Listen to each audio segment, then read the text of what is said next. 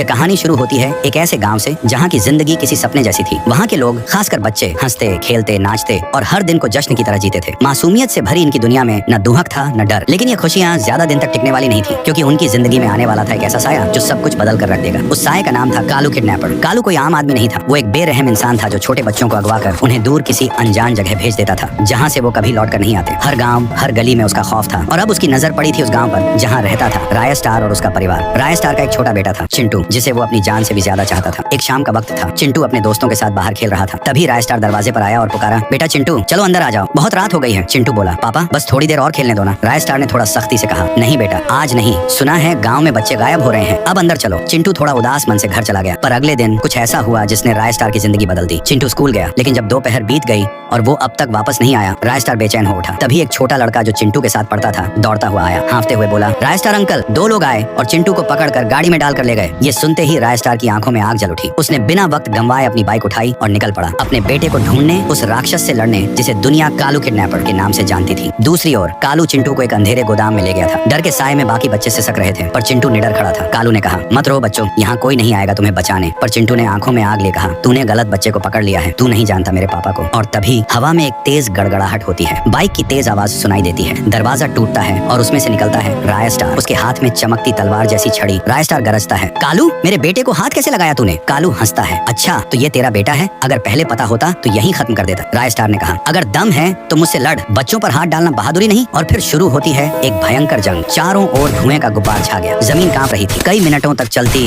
इस भीषण लड़ाई के बाद जब धूल छंटती है, कालू जमीन पर गिरा पड़ा था। राय स्टार अपने बेटे चिंटू को गोद में उठाए राजा की तरह सिंहासन पर बैठा था।